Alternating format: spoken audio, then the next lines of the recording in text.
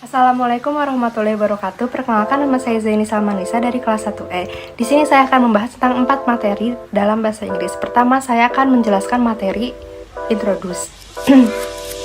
Introduce adalah materi yang biasa digunakan untuk memperkenalkan diri kita kepada orang lain. Introduce juga bisa sebagai ekspresi atau ungkapan dalam bahasa Inggris. Secara umum, tahapan-tahapan dalam Introduce ada 4, yaitu pertama ada greeting, kedua konten atau isi yang terdapat personal detail, identifikasi diri, umur, tempat tanggal lahir, pekerjaan atau sekolah, dan yang terakhir adalah ketertarikan seperti apa yang kita suka dan lain-lain. Dan yang terakhir adalah closing atau penutup. Dan untuk materi yang kedua, saya akan menjelaskan tentang question form.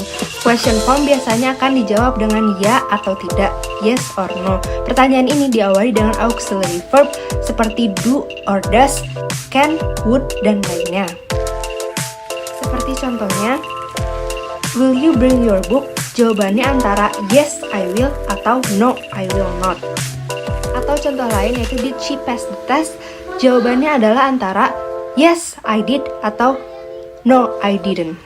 Untuk materi yang ketiga adalah question word. Question word adalah kata yang digunakan untuk menanyakan waktu, tempat, orang, benda, hal, alasan, cara, dan lain-lain. Question word berupa what, where, when, which, why, who, whom, whose, atau kata yang mengandung 5W, 1H. Who atau siapa. Kata tanya who digunakan untuk menanyakan seseorang atau menunjuk seseorang.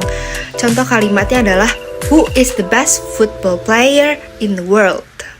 Who juga terdiri dari beberapa kata tanya, yaitu whom dan whose. Whom digunakan untuk menanyakan tentang siapa, namun merujuk pada objek, sedangkan whose menanyakan kepemilikan. Ini adalah where, di mana, digunakan untuk menunjuk tempat atau lokasi. Contoh, where is the library? Selanjutnya adalah when, kapan, digunakan untuk menunjuk waktu atau peristiwa. Contoh, when the pet shop is open. Selanjutnya adalah why atau kenapa, digunakan untuk mendapatkan penjelasan atau alasan. Contoh, why are they always late? Selanjutnya adalah what atau apa, biasanya digunakan untuk merujuk informasi spesifik, untuk menanyakan suatu benda atau hal. Penggunaan what bisa digunakan sebelum objek atau noun, serta bisa juga digunakan sebelum kata kerja atau verb. Contohnya adalah what is your name? Selanjutnya adalah which atau yang mana, biasanya menanyakan suatu pilihan yang dibuat. Contoh, which one do you prefer, beach or sea? Yang terakhir adalah how atau bagaimana, biasanya digunakan untuk menggambarkan proses atau cara. Contoh, how do you cook noodle? Selanjutnya adalah materi terakhir, yaitu prepositional phrase. Prepositional phrase atau frasa preposisi sering kita jumpai saat kita membaca atau mendengar kalimat dalam bahasa Inggris. Dari namanya kita dapat mengartikan bahwa ini adalah frasa yang mengandung preposisi. Contoh preposisinya adalah in, on, at, about, with, over, until, dan lain-lain. Contoh prepositional phrase adalah under the table. Under merupakan preposisi dan table merupakan kata kerja, dan mereka membentuk prepositional phrase. Contoh kalimatnya sebagai adverb adalah you have to go with your parents. Contoh kalimatnya sebagai adjektif adalah the cafe near AB bookstore is my favorite cafe.